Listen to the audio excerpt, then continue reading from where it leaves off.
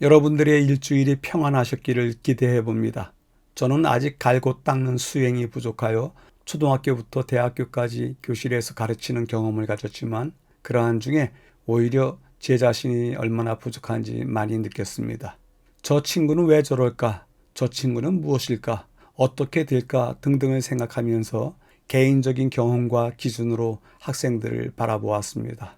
지금도 그 왜곡된 편견을 모두 버리지는 못했지만 나태주 시인의 시 속에서 길을 보았습니다. 그는 꽃 5번째 시에서 아무렇게나 저절로 피는 꽃은 없다라고 지적하면서 모든 꽃들은 누군가의 억울함과 슬픔과 기도가 쌓여 핀다고 노래합니다. 내 앞에 서 있는 모든 사람이 아무렇게나 저절로 만들어진 것이 아니라고 말하는 듯합니다. 누구인가는 억울함 속에 지금의 인생으로 꼽히고 누구인가는 슬픔 속에 핀 꽃과 같은 인생이고 누구인가는 기도 속에 곱게 피는 꽃일 수 있습니다. 때문에 하나님을 경외하는 우리들은 만나고 지나치는 모든 사람들의 목소리를 더 가까이에서 듣고 그 모습을 더 자세히 보아야 하리라 생각합니다. 이번 주 제12과의 제목은 지구의 마지막 사건들입니다. 12과 제목 지구의 마지막 사건들에는 특별한 인상과 기별이 있는 듯합니다. 첫째는 죄와 죽음이 만연한 이 땅에서 벌어질 마지막 사건을 예상할 수 있습니다. 이는 지구 종말 전에 있을 사건으로 이 일이 끝나면 더 이상 이 세상은 존재하지 않을 것임을 제시하면서 최후 파멸을 보여줍니다. 두 번째는 종말 시대의 마지막 사건이기에 하나님께서 승리하실 대쟁투를 생각한다면 사건 과정이 커다란 혼란 속에 지나면서 두렵고 비참할 것이라는 예상과 달리 오히려 영광스러운 사건에 참여하게 될 것이라고 하는 기대도 갖게 합니다. 때문에 십과 강신술의 실체와 11과 다가오는 쟁투를 통해서 알게 된 세계적인 사기와 큰 속임수의 혼란, 그리고 경제적 곤란과 권력에 의한 협박과 생명의 위협으로 도전받는다 할지라도 하나님의 백성들은 하나님께서 이끄실 구속의 대장정에서 마침내 살아남을 것이라고 하는 생각을 할 수 있습니다. 이에 12과에서는 혼란과 위협 속에서 살아남을 자가 누구이며 무엇을 예비하는 사람들인지 설명하고 있는데요. 5주제를 가지고 이야기하고 있습니다. 이번 주 연구는 제2기 최고의 내용이 될 것이 분명합니다. 그 이유는 마지막 보충 설명을 통해서 전해드리도록 하겠습니다. 이번 주 교과의 기억절입니다. 진리를 사되 팔지는 말며 지혜와 훈계와 명철도 그리할지니라. 12과의 기억절은 지난 11과의 기억절과 같은 주제인 진리에 대해서 언급하고 있습니다. 진리를 사긴 하지만 팔지는 말라고 권하는 것을 보면 진리가 거래 대상이 아니라는 것으로, 즉 자랑하면서 내보이고 매매할 것이 아니라 자기 안에 스스로 보존하는 것이 아닌가 생각이 듭니다. 다시 말해 진리는 말씀을 아는 것, 가진 것으로 자랑하는 것이 아니라 진리의 능력으로 사는 것이 더욱 중요하기에 진리처럼 참되게, 거룩하게, 그리고 자유롭게 사는 삶을 목표로 삼으라고 하는 듯합니다. 이것은 첫째 날의 내용이기도 한데요.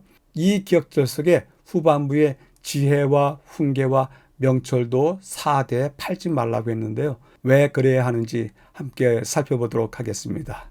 욥기서 11장 6절에 의하면 지혜는 하나님의 지식의 광대함을 아는 것인데 또한 그것 자체가 지혜인데 이 지혜로 말미암아 지혜가 죄를 범하지 않게 지혜가 죄를 잊어버리게 해준다고 말하고 있고요. 훈계는 시편 16편 7절에 밤마다 내 양심을 교훈하기에 그것을 벗어날 수 없다고 때문에 훈계도 사라고 이야기합니다. 명철은 시편 119편 104절에 주의 법도로 말미암아 배운 바로 인하여 거짓 행위를 미워하는 것이 명철이라고 말합니다. 그러하니 이 모든 것들을 사야 하지만 팔지 말아야 할 것입니다. 이들을 요약해서 욥기서 28장 28절은 보라 주를 경외함이 지혜요 악을 떠남이 명철이니라 라고 말을 하고 있습니다. 지혜와 훈계와 명철을 진리와 함께 배우는 계기가 있기를 기대해 봅니다. 기억절 말씀을 간략하게 줄여보겠습니다. 진리와 지혜와 훈계와 명철을 사라. 매일의 제목입니다. 일요일 하나님과 그분의 말씀에 충성함, 월요일 천국을 위한 인을 받음, 화요일 우리는 누구를 예배하는가, 수요일 이른 비와 늦은 비, 목요일 큰 외침. 각 날의 제목에서 알 수 있듯이 이번 주 주요 내용은 마지막 사건에서의 하나님의 백성들이 하는 특별한 경험을 전하고 있습니다. 본문의 5날을 재구성하여 분류해 보도록 하겠습니다. 오늘은 전체 다가 우리가 갖추어야 될 5가지 경험을 이야기하기 때문에 마지막 사건으로서 하나님의 백성들의 5 경험들이라고 정해보도록 하겠습니다. 전체의 배경을 확인해 보도록 하겠습니다. 지구의 마지막 사건들, 지평선 너머, 그리스도의 삶과 그리고 본향으로 돌아갈 수 있게 하는 등등의 말씀이 보이는데요. 지평선 저 너머에 폭풍우가 몰아치고 있다. 그럼에도 본향으로 돌아가는 길은 있다. 이 이야기를 실예를 들어서 설명해 주고 있습니다. 확인하도록 하겠습니다. 첫 번째 부분에서는 먼 곳에 사는 자녀가 집으로 운전해서 오는 중이라고 하는 연락을 받았습니다. 도착을 기다리면서 부모가 일기예보를 듣고 있습니다. 날씨가 급격하게 나빠지고 걱정은 커지고 지평선 너머로 폭풍우 구름이 다가오고 바람이 매섭게 불고 있습니다. 하늘에 구멍이 뚫린 듯 비가 마구 쏟아지고 나무가 쓰러지고 집으로 돌아오는 큰 길이 막혀버렸습니다. 걱정이 커지는 중에 부모는 통신이 원활하지 않지만 이웃을 우회로 삼아서 집으로 올 수 있다. 쓰러진 나무의 가지 곁으로 차가 조심스럽게 지나갈 수 있다. 집으로 안전하게 올 방법이 무엇인지 세세하게 문자를 통해서 자녀에게 자세히 알려주고 있습니다. 두 번째 부분은 예수님은 그 무엇보다도 우리 인생의 폭풍우를 헤치고 우리를 하늘집으로 데려가기를 원하십니다. 그래서 주시는 인용문이 있는데요. 그 분노가 무지막지한 폭풍이 다가오고 있다. 우리는 그것을 맞이할 준비를 갖추고 있는가 물어봅니다. 예수님은 이러한 폭풍우 속에서 우리를 집으로 데려가실 것입니다. 그리스도의 삶과 죽음, 부활과 하늘 성소에서의 봉사의 목적은 오직 우리가 본향으로 돌아갈 수 있도록 하기 위한 것이었습니다. 마지막 부분에서는 다니엘서와 요한계시록의 예언이 마지막 때의 백성을 위한 거룩한 지침이 된다.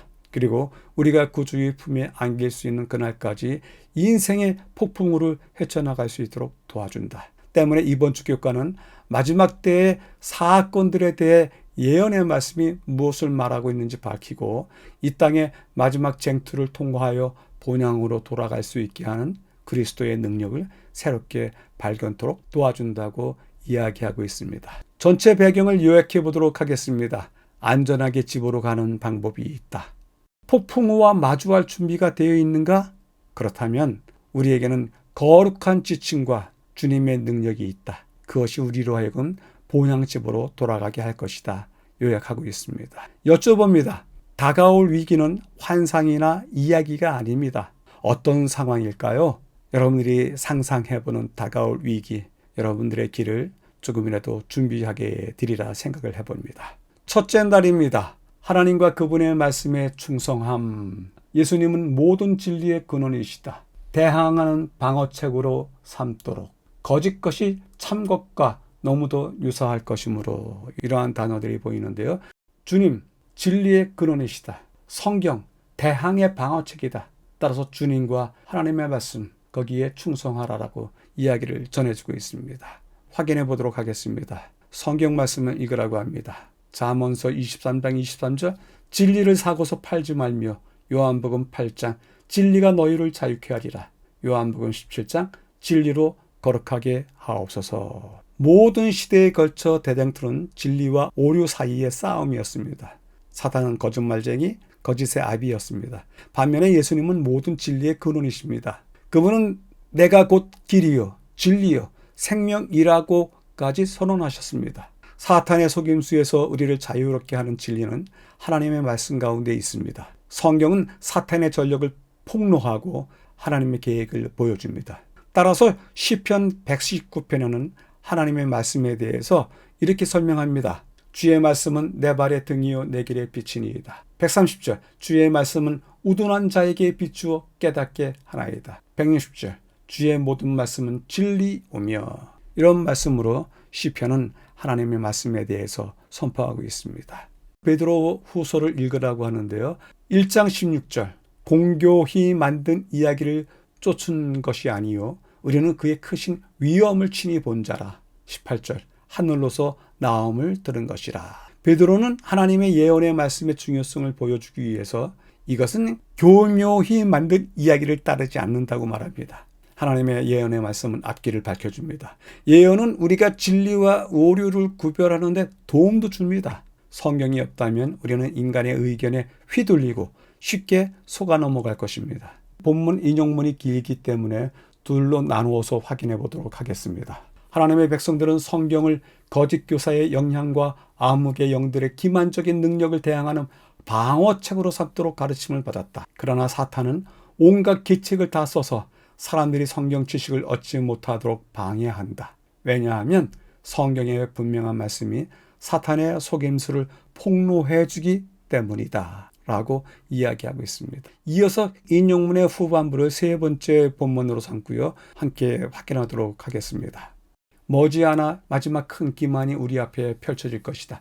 거짓 그리스도는 우리의 눈앞에서 놀라운 이적을 행할 것이다. 거짓 것이 참 것과 너무도 유사할 것이므로 성경 외에는 그것들을 분간할 방법이 없을 것이다. 성경의 진리로 마음을 견고히 방어한 자들 외에는 아무도 최후의 대쟁투를 견디지 못할 것이다. 모든 사람에게 나는 사람보다 하나님을 순종할 것인가 하는 시험이 이르러 올 것이다. 결정의 시간은 이제 임박해 있다. 우리의 발은 하나님의 변함없는 말씀의 반석 위에 굳게 서 있는가? 우리는 하나님의 계명과 예수의 믿음을 굳게 지킬 준비를 갖추고 있는가? 묻고 있습니다. 영감의 교훈은 다음과 같이 말씀하십니다. 우리가 진리를 가지고 있는 것은 하나님이 살아계신 것처럼 분명하다. 그리고 사탄은 그의 수단과 악랄한 능력을 다할지라도 하나님의 진리를 거짓말로 바꿀 수는 없다. 큰 원수가 하나님의 말씀을 효력 없이 만들기 위하여 전력을 다하고 있는 동안 진리는 점화된 등불처럼 앞을 비추어야 한다. 첫째 날을 요약해 보도록 하겠습니다. 하나님의 계획, 진리라고 불린다. 성경이 없으면 속을 것이다. 그리고 참과 거짓, 성경으로 구분한다. 첫째 날 전체 이야기는 하나님의 말씀에 대한 것입니다. 그 말씀과 우리의 믿음을 조화롭게 견주어 보아야 할 것 같습니다. 여쭤봅니다. 우리 앞에 있는 속이는 입술을 어떻게 구별할 것인가? 정말 많은 사람들이 속임을 당한다고 합니다. 그들이 우리 앞에 서 있는데도 우리가 그것을 잘 못 보는 것입니다. 어떻게 구별하시겠습니까? 여러분들의 지혜를 듣게 되기를 바랍니다. 첫째 날 교과에 대해서 보충해 보도록 하겠습니다. 24년도 2기 최고의 교과라 생각하여 각 날마다 짧지만 단순하게 묻고 확인하도록 하겠습니다. 첫째 날은 하나님과 하나님의 말씀을 이야기하는데요. 우리에게 하나님의 말씀은 무엇입니까? 흰 종이에 쓰여있는 검은 글자에 불과합니까? 아니면 무엇일까요? 히브리서 4장의 다음과 같이 말씀하십니다. 하나님의 말씀은 살아있고 활력이 있어 찔러 쪼개기까지 하며 판단하나니. 지금 주신 말씀 단지 말씀을 듣고 받아 먹음으로써는 불가능한 일입니다. 성경을 읽고 그 상황을 묻고 그 대답을 구하는 일을 스스로 하지 않는다면 말씀의 교훈과 생명력은 사라지는 것이 아니라 아예 시작도 생기지도 영향도 애초에 없는 것입니다. 유명한 식구에 생각하며 살아야 한다. 그렇지 않으면 사는 대로 생각할 것이라고 하는 금언이 있습니다. 생각하지 않고 살다 보면 우리가 사는 방식 그것이 우리의 생각으로 완전히 바뀌어 버릴 것입니다. 때문에 우리의 삶이 달라지려면 생각하며 살아야 하는 것입니다. 또한 이러한 금언도 있습니다. 어리석은 자는 빵을 10번을 잘라도 단 한 번도 생각하지 않지만 현명한 자는 한 번을 잘라도 10번을 생각한다고 합니다. 이렇게 하나님의 말씀에 대해서 질문하고 생각하는 가운데 그 말씀이 우리 마음속에 자리 잡아 거대한 믿음의 산맥을 형성한다면, 즉 하나님의 말씀이 우리 속에서 내면화되어 우리 삶을 이끄는 근본적인 동력이 된다고 하면 우리의 신앙은 든든한 결과들을 맺게 된다고 생각해 봅니다. 둘째 날입니다. 천국을 위한 인을 받음. 하나님의 인이 새겨져 있을 것이라고. 안식일 계명은 진품 인장에, 그리고 하나님의 인은 이마에 라고 하는 단어가 보입니다.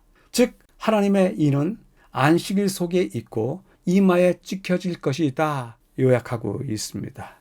첫 번째 부분에서는요, 다가오는 예배와 관련된 위기 중에서도 하나님의 신실한 백성은 세상의 압력에 굴복하지 않을 것입니다. 그들은 성령으로 인치심을 받아 흔들리지 않을 것입니다.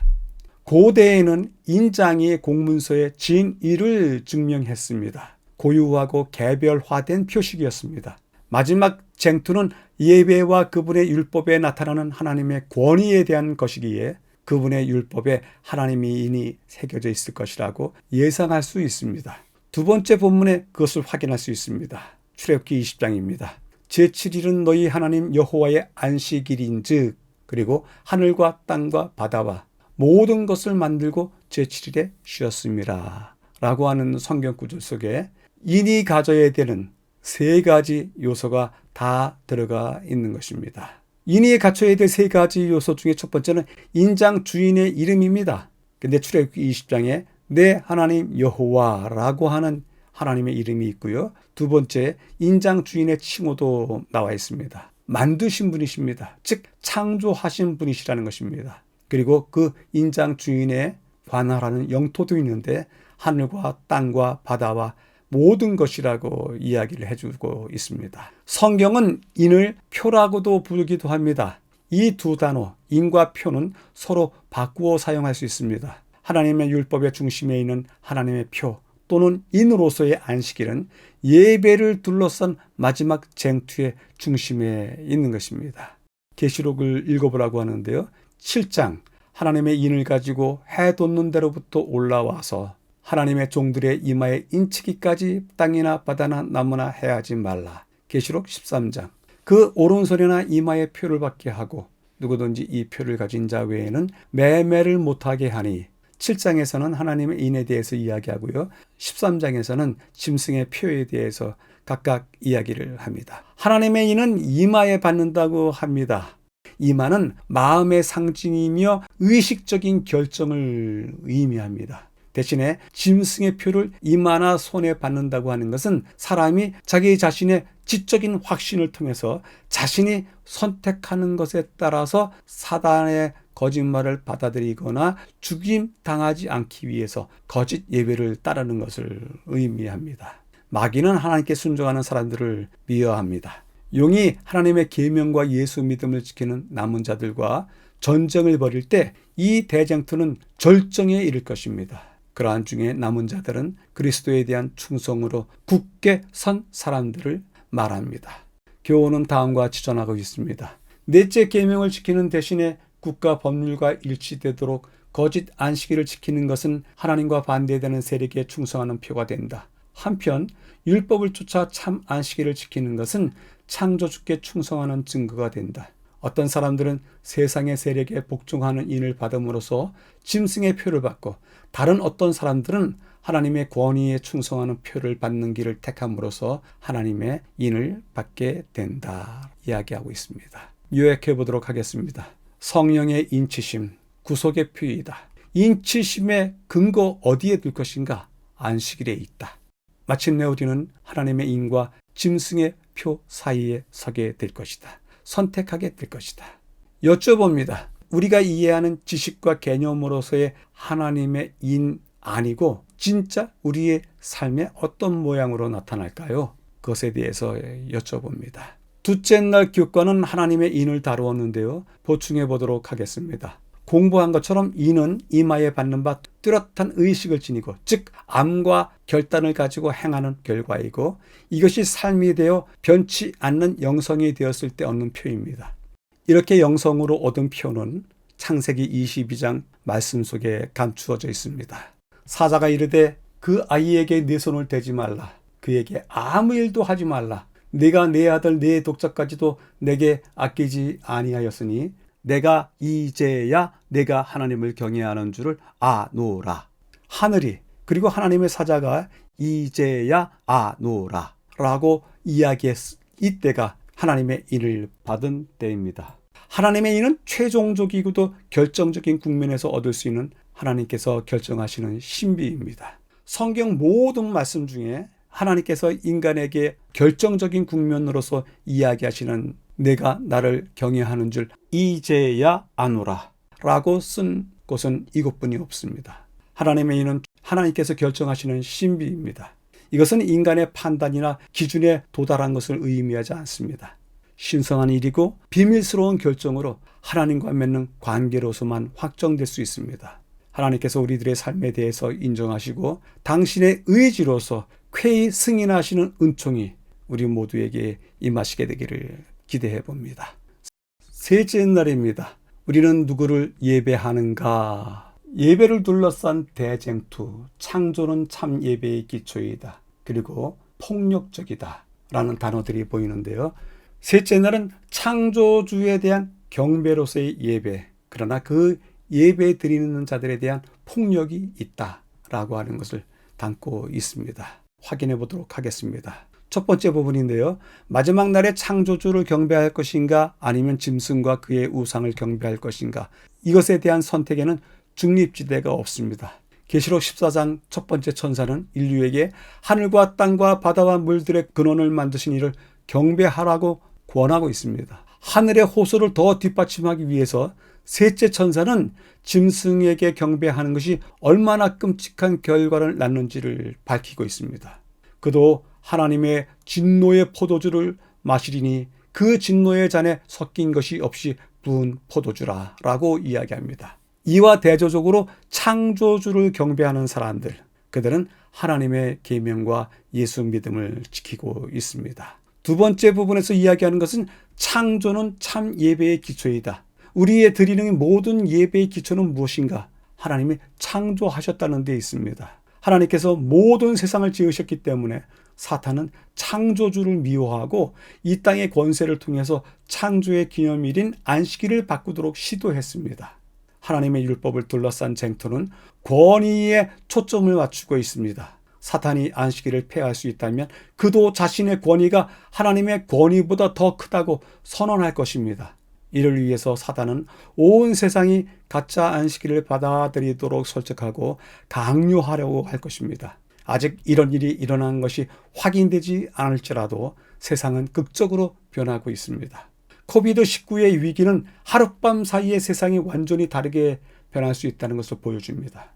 짐승의 표를 받게 만드는 세부 사항을 다 알 수는 없지만 그것을 예측하는 것은 어려운 일이 아닙니다. 세상은 매우 불안정하고 오늘날 구현되고 있는 놀라운 기술 때문에 성경이 경고하는 일이 실제로 우리가 생각하는 것보다 더 빨리 일어날 수 있습니다.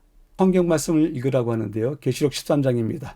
짐승을 위하여 우상을 만들라 하더라. 경배하지 아니하는 자는 몇이든지 다 죽이게 하더라. 이 표를 가진 자 외에는 매매를 못하게 하니. 우리가 익숙히 아는 성경 말씀입니다. 짐승의 표를 받지 않는 사람은 어떤 형벌을 받을 것인지는 분명합니다. 그 우상을 따르지 않고 그리스도께 충실한 사람들은 경제적 불이익과 함께 죽음의 위협까지 받게 될 것입니다. 인류는 언제나 그랬듯이 부패하고 권력에 굶주리고 폭력적입니다. 마지막 사건이 어떻게 이루어질지 아직 정확히 알 수는 없지만 마지막 때 죄된 인류에게 있는 악한 성향이 이 일을 이루는데 한 몫을 하게 될 것입니다. 교훈은 다음과 같이 이야기합니다. 이러한 때 하늘의 하나님께 충성하는 것보다 그들에게 더 중요한 것이 무엇이겠는가? 각 시대를 통하여 하나님은 요셉과 엘리야와 다니엘과 같이 자신이 하나님의 특별한 백성임을 고백하기 부끄러워 아니하는 도덕적 영웅들을 가지고 있었으며 지금도 가지고 계신다. 행동하는 이들의 노력에는 하나님의 특별한 축복이 따른다. 그들은 의무의 노선에서 벗어나지 않고 거룩한 힘을 가지고 누가 여호와의 편에 있는 자냐고 물을 수 있는 사람들이다. 셋째 날을 요약해 보도록 하겠습니다. 하나님을 경배할 것인가, 사탄을 경배할 것인가에 대한 선택에는 중립지대가 없다. 쟁투의 최종 목표는 사탄이 하나님의 권위를 찬탈하는 것이다. 그 누구도 넘지 못할 하나님의 권위는 무엇인가? 그는 피조물과 다른 창조주이라고 하는 것이다. 마지막으로 인간의 악한 성향들, 박해에 담기게 될 것이다 이야기하고 있습니다. 여쭤봅니다. 마지막 대쟁투의 전후 좌우 상황을 알고 있는 백성들입니다. 그렇다면 이것에 대해서 어떻게 맞서시겠습니까? 셋째 날 누구를 경배할지에 대한 강력한 진술이 있었는데요. 질문해 보면서 보충해 보도록 하겠습니다. 누구에게 경배할지는 우리 모두가 기본적으로 시인하고 승인한 고백입니다. 그런데 그 고백의 근본적인 이유에 대해서 이번 제2기 동안 교과를 통해서 내내 배웠습니다. 우리가 하나님을 경배해야 하는 까닭은 그분께서 만유의 창조주이시며 그 창조에 대한 우리 삶의 동의가 안식일에 예배를 드리는 것입니다. 안식일의 예배는 장차 올 하늘나라에서도 계속되는 영원한 삶의 모양이 됩니다.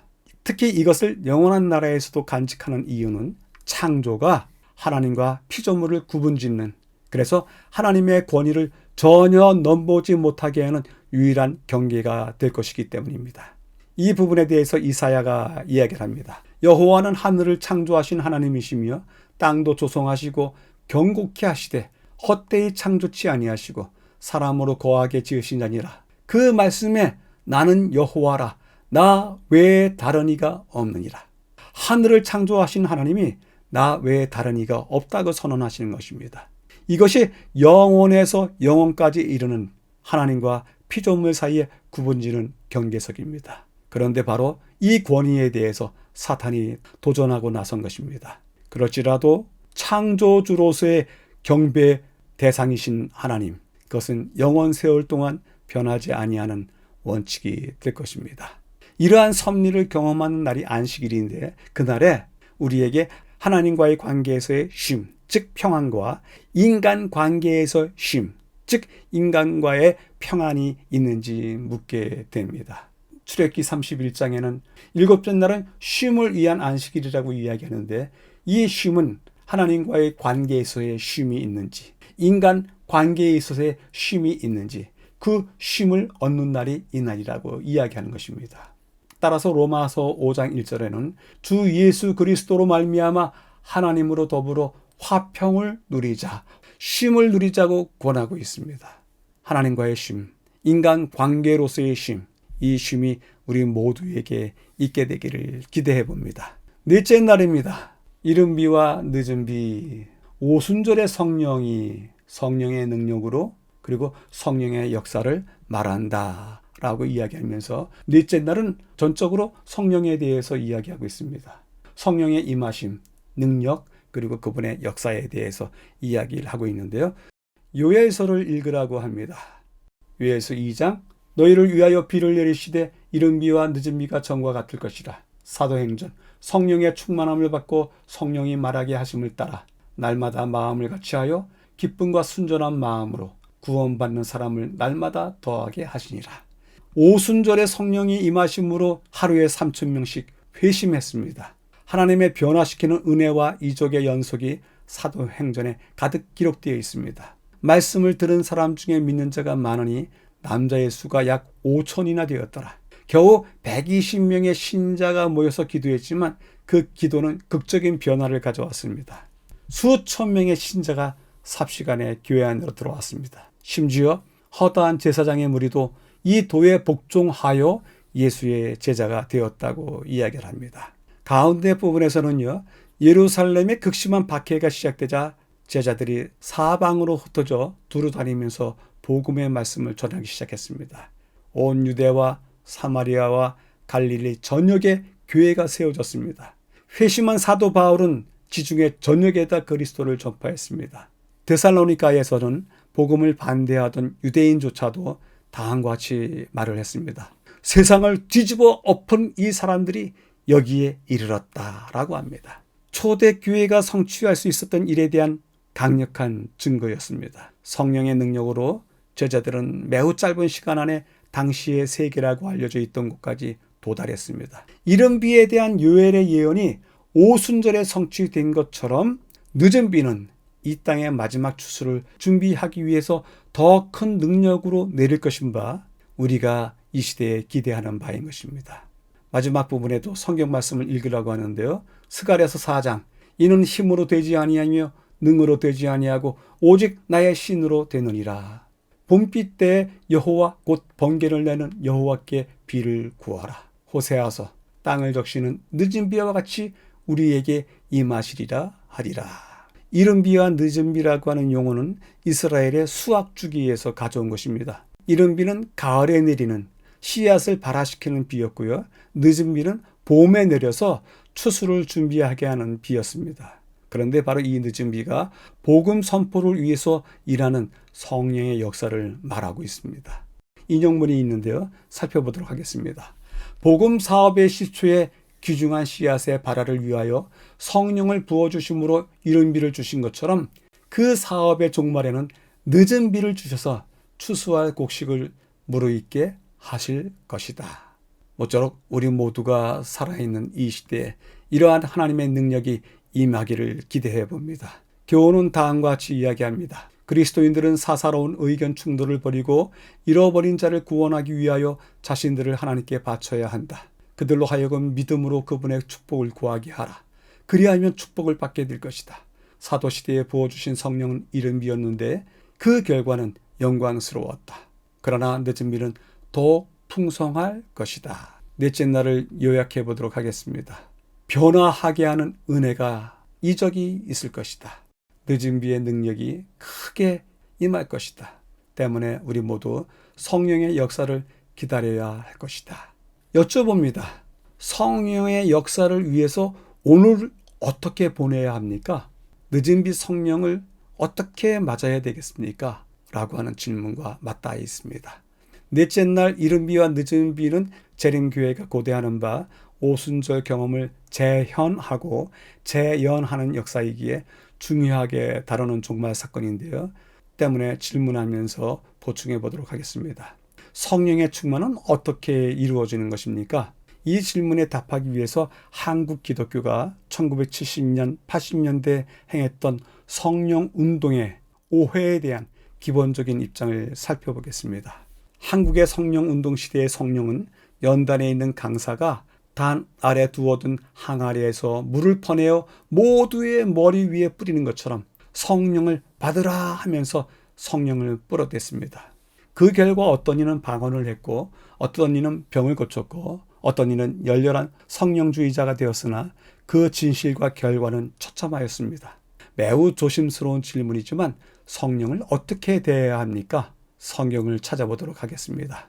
요한복음 20장 22절에 이르시되 성령을 받으라라고 하십니다. 그런데 받으라라고 하는 말의 원어가 람바노인데요.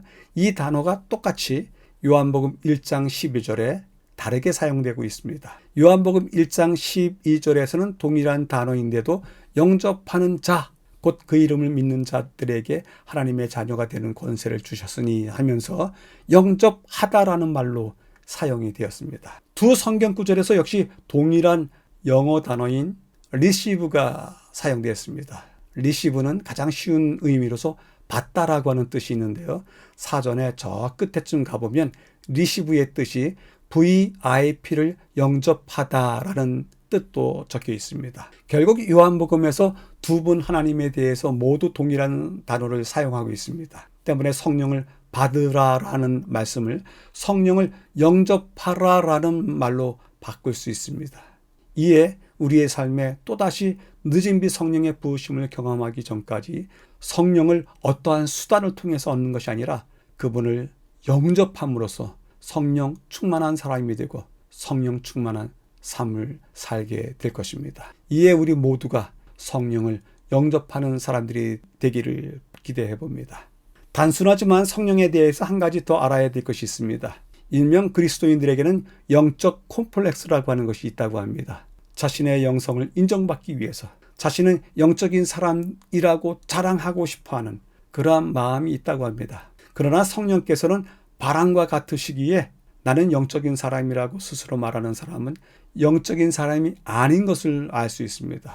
요한복음 3장 8절 바람이 임으로 불며 내가 그 소리를 들어도 어디서 왔는지 어디로 가는지 알지 못하나니 성령으로 난 사람도 다 그러하다. 우리가 바람이 분다고 하는 것은 단지 나뭇가지가 흔들리는 것으로 알 수 있습니다. 피부로 스치는 느낌으로 알 수 있습니다. 때문에 바람이 어디서 왔다 어디로 가는지 알 수 없습니다. 성령으로 난 사람도 동일합니다. 그가 지금 성령의 충만함을 경험하고 있는지 아닌지 그 자신도 모르고 보는 사람도 모릅니다. 그런데 영적인 듯 자처하는 사람 중에 거짓말을 하는 사람이 한둘이 아니고 자신의 이익을 추구하는 사람들이 한둘이 아닙니다. 때문에 성령의 사람, 영적인 사람은 그의 말투에 의해서, 그의 몸짓에 의해서 나타난 것이 아니라 오직 그의 열매로 보아 알 것입니다. 그 열매는 삶의 선한 것들로 나타나는 9가지 유형이고 품격을 이야기해 줍니다. 갈라디아서 5장입니다. 오직 성령의 열매는 사랑과 희락과 화평과 오래 참음과 자비와 양성과 충성과 온유와 절제니. 이 성령의 열매 속에는 그 어떤 외식도 없습니다. 오직 그의 삶에 나타나는 영성, 품격으로 나타나는 영성의 그것들, 그 결과들만이 있는 것입니다. 5째 날입니다. 큰 외침, 큰 권세를 가지고 있다. 그리스도의 권능을 가지고 나아간다. 성령의 축복으로 빛나는 밝은 표정으로. 이런 구절들이 보이는데요. 결국 큰 외침, 영광에 찬 주님의 권능에 의한 큰 외침이 될 것이다. 본문을 확인하겠습니다. 확인하기 위해서 성경 말씀을 읽도록 하는데요. 계시록 18장, 큰 권세를 가졌는데 그의 영광으로 땅에 환하여지더라. 거기서 나와 그의 죄에 참여하지 말고 그의 받을 재앙들을 받지 말라. 하박구스 2장, 물이 바다를 덮친 같이 여호와의 영광을 인정하는 것이 세상에 가득하리라. 마태복음 24장, 온 세상에 전파되리니 그제야 끝이 오리라. 첫 번째 부분을 확인하도록 하겠습니다. 바벨론의 멸망을 선포하는 천사는 큰 권세를 가지고 있습니다. 이 천사도 소식을 전하는 사람들을 상징합니다. 이 천사는 온 땅을 비출 만큼 하나님의 영광으로 온전히 나타납니다. 신약 성경에 권위 또는 권세를 뜻하는 헬라어는 엑수시아인데, 이 단어는 자주 악의 주권자와 권세에 대한 그리스도의 승리를 말할 때 사용합니다. 예수님께서 제자들을 파송하실 때 악의 주권자들과 권세를 다스릴 권능을 그때 주셨습니다. 성과 악의 싸움에서 승리할 수 있는 하나님의 능력을 주신 것입니다. 두 번째 부분에서는 마태복음 28장에서도 예수님께서 다시 한번 하늘과 땅의 모든 권세를 내게 주셨으니 그러므로 너희는 가서 라고 하시면서 제자들을 향해서 말씀하실 때도 이 권세를 다시 한번 주셨습니다. 성령의 능력으로 충만하여서 그분의 생애와 죽음으로서 음부의 권자와 권세를 이기신 살아계신 그리스도의 권능을 가지고 나아간 신약교회는 하나님의 영광으로 이 땅을 밝게 비추었습니다. 제자들은 불과 몇 년 만에 당시에 세계라고 알려진 모든 곳에 복음을 선포했습니다. 마지막 때 이전에 경험하지 못했던 능력으로 성령이 부어질 것이고 복음이 땅 끝까지 신속하게 전파될 것입니다.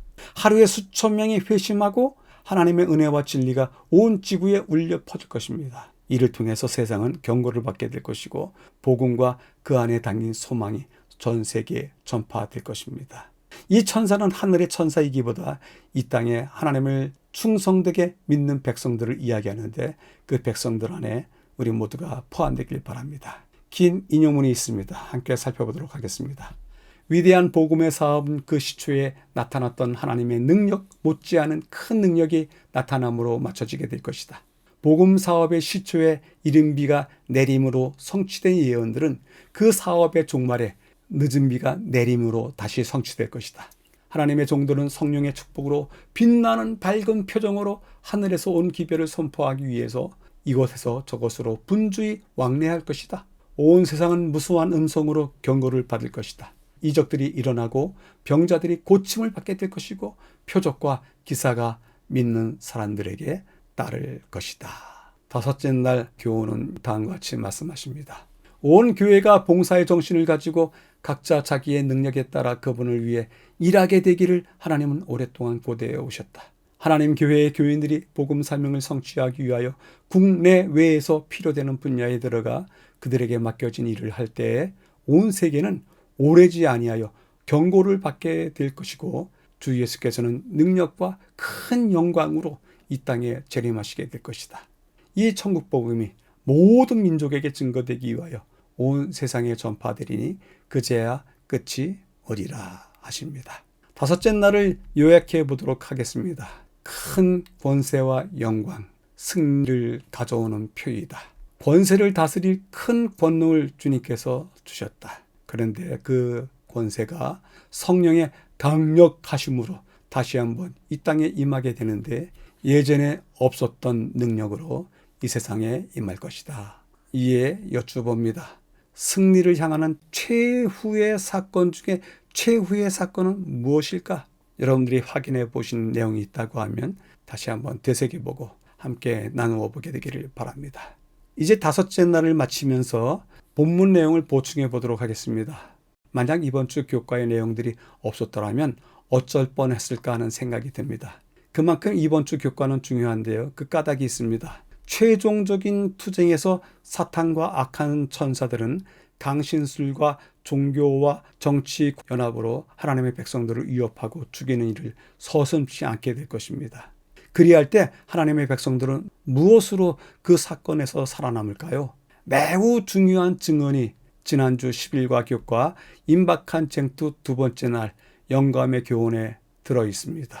다음과 같습니다. 이 소수의 남은 무리는 용의 군대에 의해서 지도를 받는 세상의 권세를 저항하는 치열한 싸움에서 스스로 방어할 수 없으므로 하나님을 그들의 방패로 삼는다. 이제는 하나님께서 당신의 백성을 도와주시기를 바란다. 왜냐하면 그분의 도움 없이는 그처럼 무서운 싸움을 치를 길이 없기 때문이다.